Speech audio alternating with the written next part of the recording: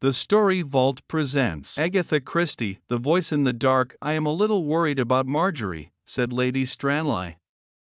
My girl, you know, she added. She sighed pensively. It makes one feel terribly old to have a grown-up daughter.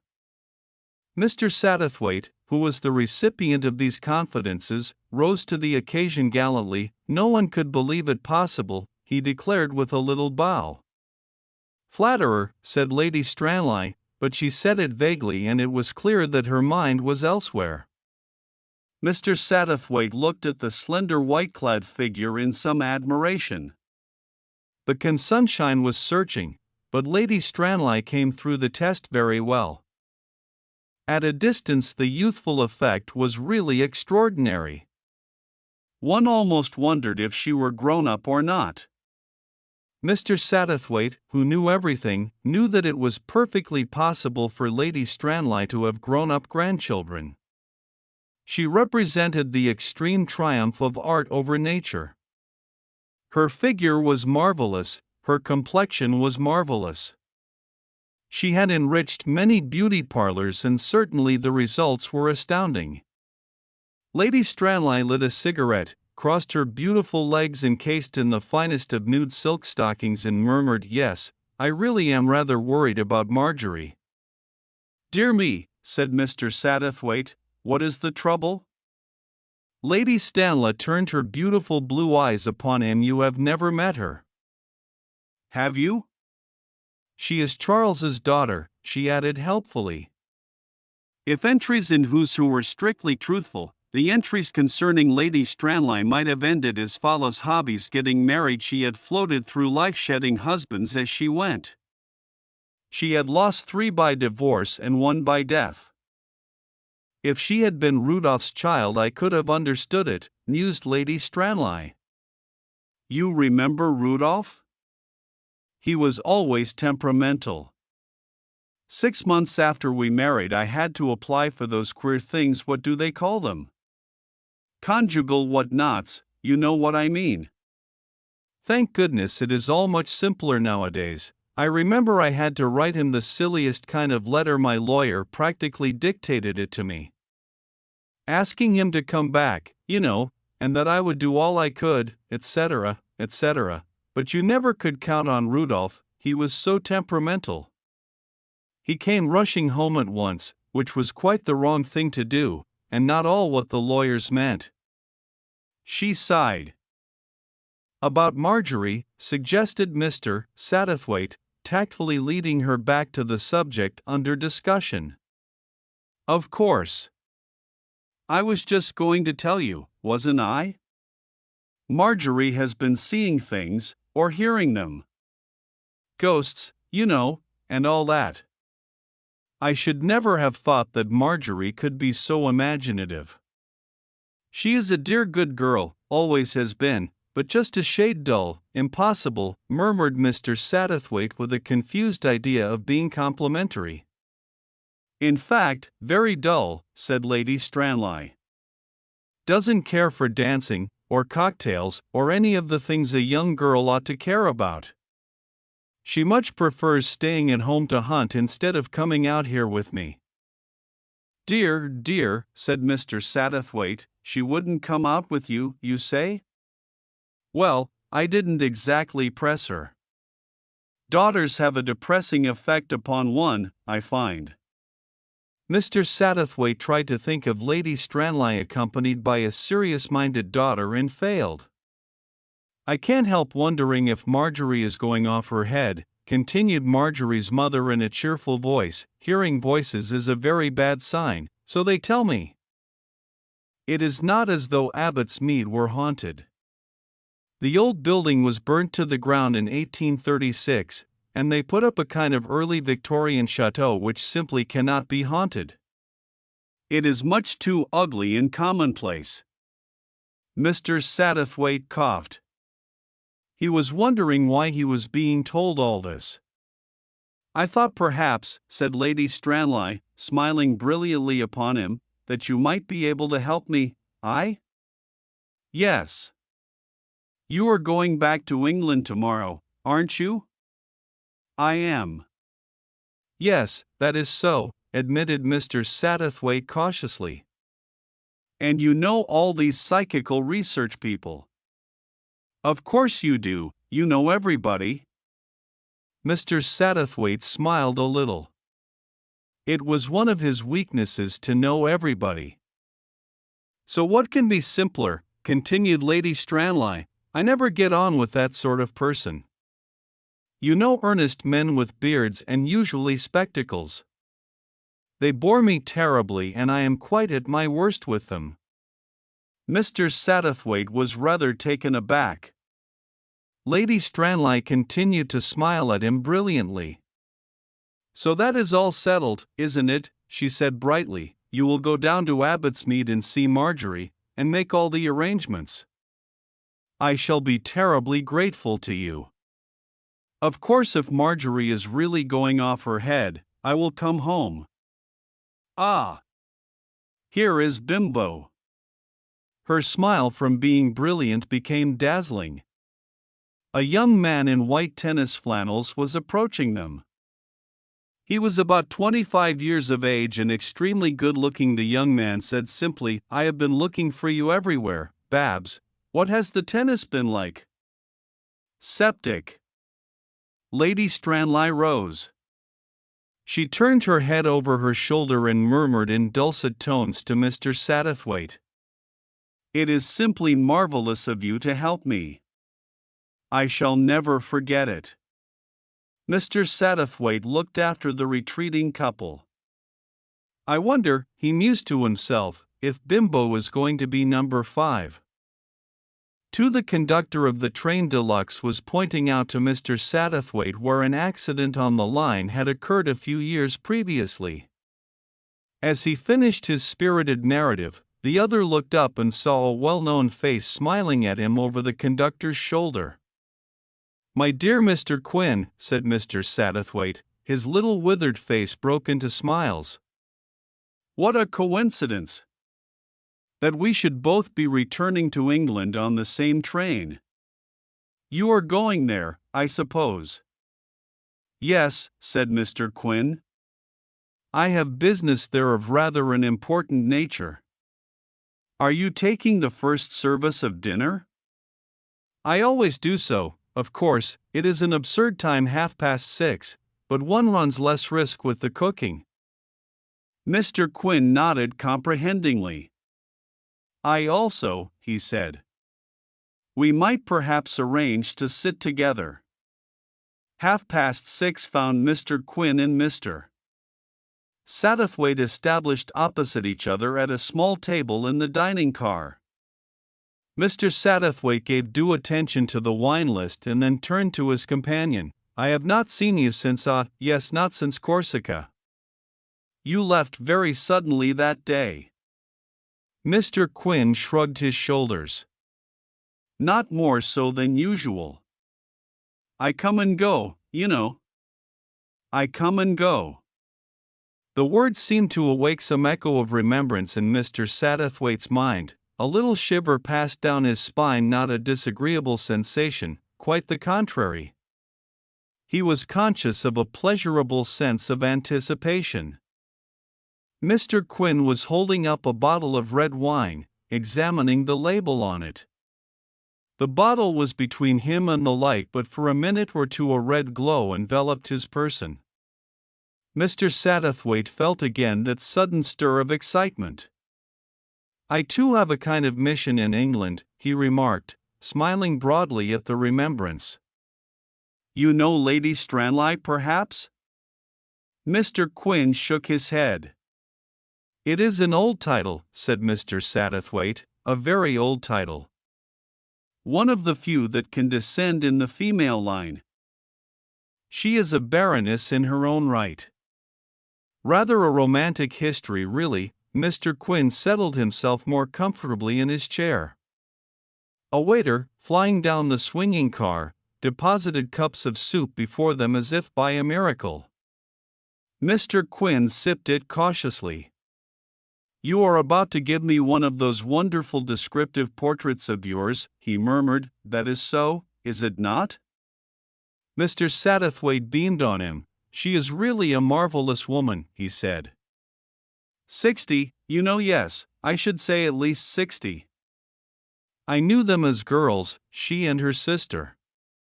Beatrice, that was the name of the elder one. Beatrice and Barbara. I remember them as the Baron girls. Both good-looking and in those days very hard up. But that was a great many years ago. Why, dear me, I was a young man myself then, Mr. Satterthwaite sighed. There were several lives then between them and the title. Old Lord Stranleigh was a first cousin once removed. I think Lady Stranleigh's life has been quite a romantic affair. 3 unexpected deaths, 2 of the old man's brothers and a nephew. Then there was the Euralia. You remember the wreck of the Euralia? She went down off the coast of New Zealand. The Baron girls were on board. Beatrice was drowned. This one, Barbara, was amongst the few survivors. 6 months later, old Stranleigh died and she succeeded to the title and came into a considerable fortune. Since then she has lived for one thing only, herself. She has always been the same, beautiful, unscrupulous, completely callous, interested solely in herself. She has had 4 husbands, and I have no doubt could get a 5th in a minute. He went on to describe the mission with which he had been entrusted by Lady Stranleigh. I thought of running down to Abbotsmead to see the young lady, he explained. I feel that something ought to be done about the matter. It is impossible to think of Lady Stranleigh as an ordinary mother. He stopped, looking across the table at Mr. Quin. I wish you would come with me, he said wistfully. Would it not be possible? I'm afraid not, said Mr. Quin, but let me see, Abbotsmead is in Wiltshire, is it not? Mr. Satterthwaite nodded. I thought as much. As it happens, I shall be staying not far from Abbotsmead, at a place you and I both know, he smiled. You remember that little inn? The Bells and Motley? Of course, cried Mr. Satterthwaite. You will be there? Mr. Quin nodded. For a week or 10 days. Possibly longer. If you will come and look me up one day, I shall be delighted to see you. And somehow or other Mr. Satterthwaite felt strangely comforted by the assurance. 3 My dear Miss or Marjorie, said Mr. Satterthwaite, I assure you that I should not dream of laughing at you. Marjorie Gale frowned a little. They were sitting in the large comfortable hall of Abbotsmead. Marjorie Gale was a big squarely built girl. She bore no resemblance to her mother, but took entirely after her father's side of the family, a line of hard-riding country squires. She looked fresh and wholesome and the picture of sanity. Nevertheless, Mr. Satterthwaite was reflecting to himself that the Barons as a family were all inclined to mental instability. Marjorie might have inherited her physical appearance from her father and at the same time have inherited some mental kink from her mother's side of the family. I wish, said Marjorie, that I could get rid of that Casson woman. I don't believe in spiritualism, and I don't like it. She is one of these silly women that run a craze to death. She is always bothering me to have a medium down here. Mr. Satterthwaite coughed, fidgeted a little in his chair and then said in a judicial manner, let me be quite sure that I have all the facts. The first of the phenomena occurred 2 months ago, I understand? About that, agreed the girl. Sometimes it was a whisper and sometimes it was quite a clear voice, but it always said much the same thing. Which was? Give back what is not yours. Give back what you have stolen. On each occasion I switched on the light, but the room was quite empty and there was no one there. In the end I got so nervous that I got Clayton, mother's maid, to sleep on the sofa in my room. And the voice came just the same? Yes, and this is what frightens me, Clayton did not hear it. Mr. Satterthwaite reflected for a minute or two. Did it come loudly or softly that evening? It was almost a whisper, admitted Marjorie. If Clayton was sound asleep, I suppose she would not really have heard it. She wanted me to see a doctor. The girl laughed bitterly. But since last night even Clayton believes, she continued. What happened last night? I am just going to tell you. I have told no one as yet. I had been out hunting yesterday and we had had a long run. I was dead tired, and slept very heavily. I dreamt a horrible dream that I had fallen over some iron railings and that one of the spikes was entering slowly into my throat. I woke to find that it was true. There was some sharp point pressing into the side of my neck, and at the same time a voice was murmuring softly, "Yon have stolen what is mine. This is death." I screamed, continued Marjorie, and clutched at the air, but there was nothing there. Clayton heard me scream from the room next door where she was sleeping. She came rushing in, and she distinctly felt something brushing past her in the darkness, but she says that whatever that something was, it was not anything human. Mr. Satterthwaite stared at her. The girl was obviously very shaken and upset. He noticed on the left side of her throat a small square of sticking plaster. She caught the direction of his gaze and nodded. Yes, she said, it was not imagination, you see. Mr. Satterthwaite put a question almost apologetically. It sounded so melodramatic. You don't know of anyone or who has a grudge against you? He asked. Of course not, said Marjorie. What an idea. Mr. Satterthwaite started on another line of attack.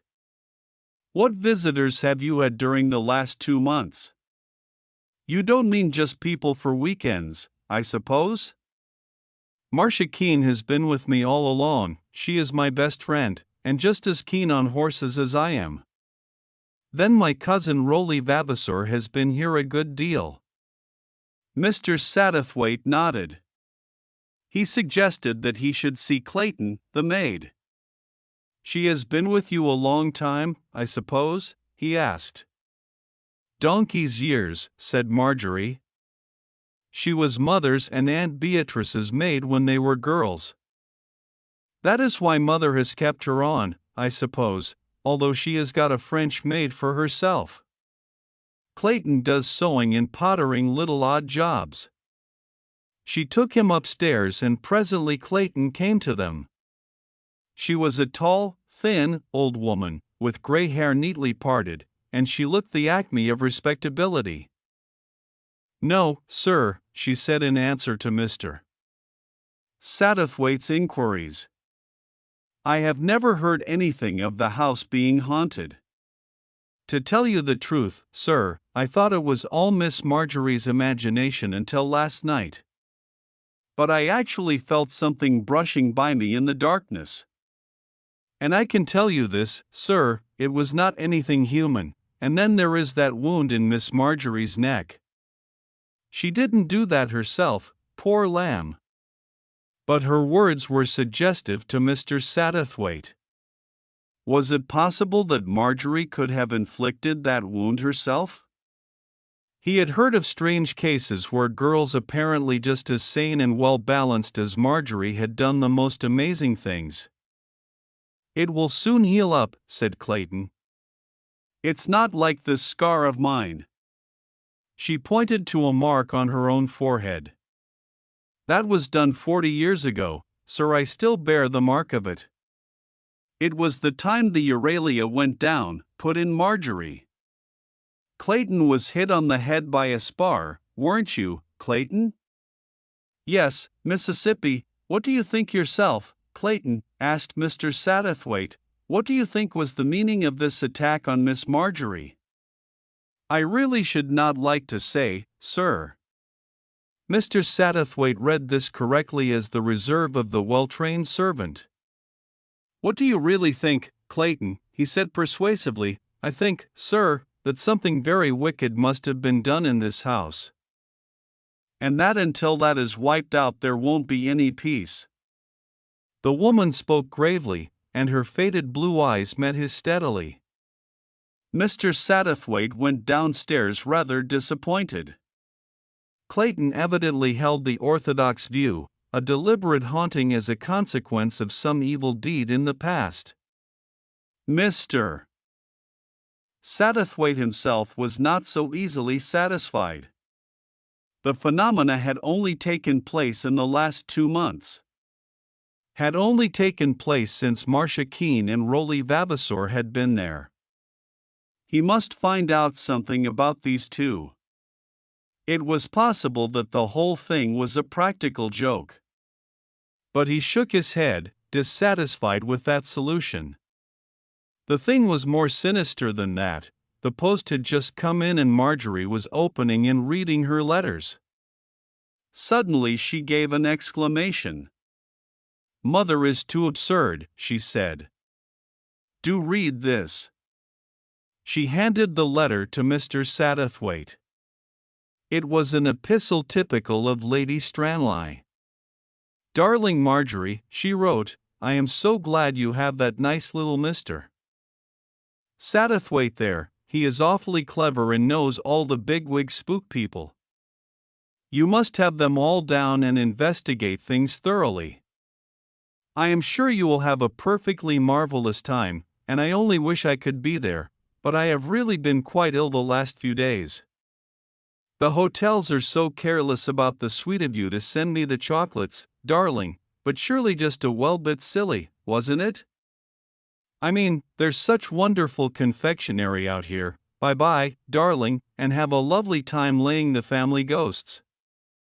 Bimbo says my tennis is coming on marvelously. Oceans of love. Yours, Barbara." "Mother always wants me to call her Barbara," said Marjorie. "Simply silly, I think." Mr. Satterthwaite smiled a little. He realized that the stolid conservatism of her daughter must on occasions be very trying to Lady Stranley. The contents of her letter struck him in a way in which obviously they did not strike Marjorie. "Did you send your mother a box of chocolates?" he asked. Marjorie shook her head. "No, I didn't. It must have been someone else." Mr. Satterthwaite looked grave. Two things struck him as of significance. Lady Stranley had received a gift of a box of chocolates and she was suffering from a severe attack of poisoning. Apparently she had not connected these two things. Was there a connection? He himself was inclined to think there was. A tall dark girl lounged out of the morning room and joined them. She was introduced to Mr. Satterthwaite as Marcia Keene. She smiled on the little man in an easy good-humored fashion. "Have you come down to hunt Marjorie's pet ghost?" she asked in a drawling voice. "We all rot her about that ghost. Hello, here's Rolly." A car had just drawn up at the front door. Out of it tumbled a tall young man with fair hair and an eager boyish manner. "Hello, Marjorie," he cried. "Hello, Marcia. I have brought down reinforcements." He turned to the two women who were just entering the hall. Mr. Satterthwaite recognized in the first one of the two the Mrs. Casson of whom Marjorie had spoken just now. "You must forgive me, Marjorie, dear," she drawled, smiling broadly. "Mr. Vavasor told us that it would be quite all right. It was really his idea that I should bring down Mrs. Lloyd with me." She indicated her companion with a slight gesture of the hand. "This is Mrs. Lloyd," she said in a tone of triumph. "Simply the most wonderful medium that ever existed." Mrs. Lloyd uttered no modest protest. She bowed and remained with her hands crossed in front of her. She was a highly colored young woman of commonplace appearance. Her clothes were unfashionable but rather ornate. She wore a chain of moonstones and several rings. Marjorie Gale, as Mr. Satterthwaite could see, was not too pleased at this intrusion. She threw an angry look at Rolly Vavasour, who seemed quite unconscious of the offense he had caused. "Lunch is ready, I think," said Marjorie. "Good," said Mrs. Casson. "We will hold a séance immediately afterwards. Have you got some fruit for Mrs. Lloyd?" "She never eats a solid meal before a séance." They all went into the dining room. The medium ate 2 bananas and an apple, and replied cautiously and briefly to the various polite remarks which Marjorie addressed to her from time to time. Just before they rose from the table, she flung back her head suddenly and sniffed the air. "There is something very wrong in this house. I feel it." "Isn't she wonderful?" said Mrs. Casson in a low, delighted voice. "Oh, undoubtedly," said Mr. Satterthwaite dryly. The séance was held in the library. The hostess was, as Mr. Satterthwaite could see, very unwilling. Only the obvious delight of her guests in the proceedings reconciled her to the ordeal. The arrangements were made with a good deal of care by Mrs. Casson, who was evidently well up in those matters. The chairs were set round in a circle, the curtains were drawn, and presently the medium announced herself ready to begin. "6 people," she said, looking round the room. "That is bad. We must have an uneven number. 7 is ideal." "I get my best results out of a circle of 7, one of the servants," suggested Rolly. He rose. "I will rout out the butler." "Let's have Clayton," said Marjorie.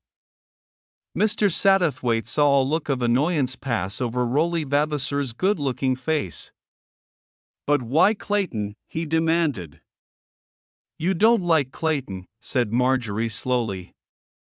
Rolly shrugged his shoulders. "Clayton doesn't like me," he said whimsically. "In fact, she hates me like poison." He waited a minute or two, but Marjorie did not give way.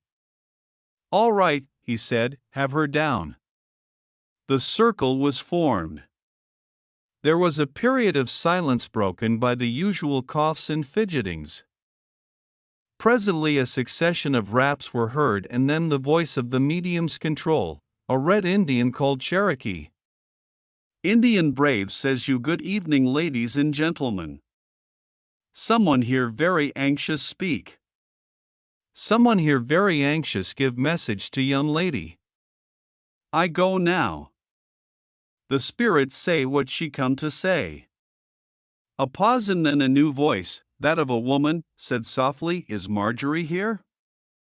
Rolly Vavasour took it upon himself to answer. "Yes," he said, "she is." "Who is that speaking?" "I am Beatrice."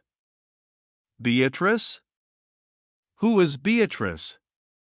To everyone's annoyance, the voice of the Red Indian Cherokee was heard once more. "I have message for all of you people. Life here very bright and beautiful. We all work very hard. Help those who have not yet passed over." Again a silence, and then the woman's voice was heard once more. "This is Beatrice speaking." "Beatrice who?" "Beatrice Barron." Mr. Satterthwaite leant forward. He was very excited. "Beatrice Barton, who was drowned in the Euralia?" "Yes, that is right. I remember the Euralia." "I have a message for this house. Give back what is not yours." "I don't understand," said Marjorie helplessly. "Oh, are you really Aunt Beatrice?" "Yes, I am your aunt." "Of course she is," said Mrs. Casson reproachfully. "How can you be so suspicious? The spirits don't like it." And suddenly Mr. Satterthwaite thought of a very simple test. His voice quivered as he spoke. "Do you remember Mr. Botticetti?" he asked. Immediately there came a ripple of laughter. "Poor, old boat subsidy." "Of course." Mr. Satterthwaite was dumbfounded. The test had succeeded. It was an incident of over 40 years ago which had happened when he and the Barron girls had found themselves at the same seaside resort. A young Italian acquaintance of theirs had gone out in a boat and capsized, and Beatrice Barron had jestingly named him Boatsubsidy. It seemed impossible that anyone in the room could know of this incident except himself.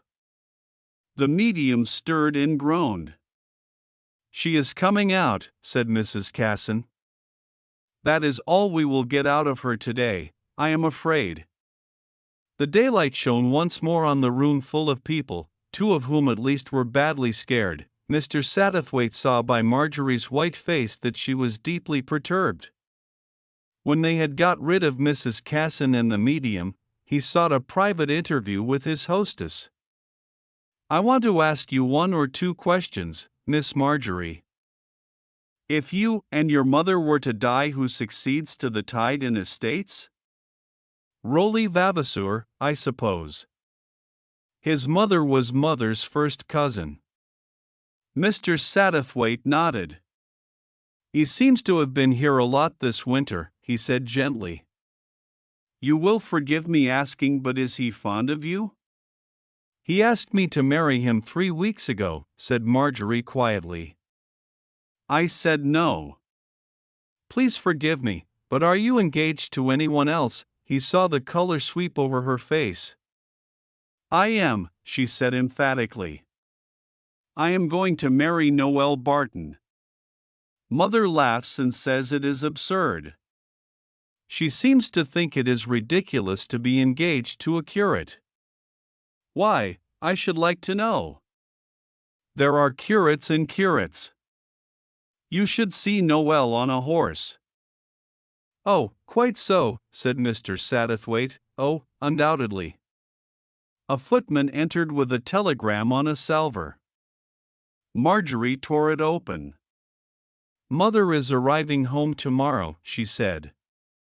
"Bother. I wish to goodness she would stay away." Mr. Satterthwaite made no comment on this filial sentiment. Perhaps he thought it justified. "In that case," he murmured, "I think I am returning so London." The voice in the dark for Mr. Satterthwaite was not quite pleased with himself. He felt that he had left this particular problem in an unfinished state. True that, on Lady Stranlaya's return, his responsibility was ended, yet he felt assured that he had not heard the last of the Abbotsmead mystery, but the next development when it came was so serious in its character that it found him totally unprepared. He learnt of it in the pages of his morning paper. "Baroness dies in her bath," as the Daily Megaphone had it. The other papers were more restrained and delicate in their language, but the fact was the same: Lady Stranlaya had been found dead in her bath and her death was due to drowning. She had, it was assumed, lost consciousness, and whilst in that state her head had slipped below the water. But Mr. Satterthwaite was not satisfied with that explanation. Calling for his valet, he made his toilet with less than his usual care, and 10 minutes later his big Rolls-Royce was carrying him out of London as fast as it could travel. But strangely enough, it was not for Abbotsmead he was bound, but for a small inn some 15 miles distant which bore the rather unusual name of the Bells and Motley. It was with great relief that he heard that Mr. Harley Quin was still staying there. In another minute he was face to face with his friend. Mr. Satterthwaite clasped him by the hand and began to speak at once in an agitated manner. "I am terribly upset. You must help me. Already I have a dreadful feeling that it may be too late, that that nice girl may be the next to go, for she is a nice girl, nice through and through. If you will tell me," said Mr. Quin, smiling, "what it is all about." Mr. Satterthwaite looked at him reproachfully. "You know. I am perfectly certain that you know. But I will tell you." He poured out the story of his stay at Abbotsmead and, as always with Mr. Quin, he found himself taking pleasure in his narrative. He was eloquent and subtle and meticulous as to detail, So you see, he ended, there must be an explanation. He looked hopefully at Mr. Quin as a dog looks at his master. But it is you who must solve the problem, not I, said Mr. Quin. I do not know these people. You do. I knew the Baron girls 40 years ago, said Mr. Satterthwaite with pride. Mr. Quin nodded and looked sympathetic. So much so that the other went on dreamily. That time at Brighton now, bought a SETI boat subsidy, quite a silly joke, but how we laughed. Dear, dear, I was young then.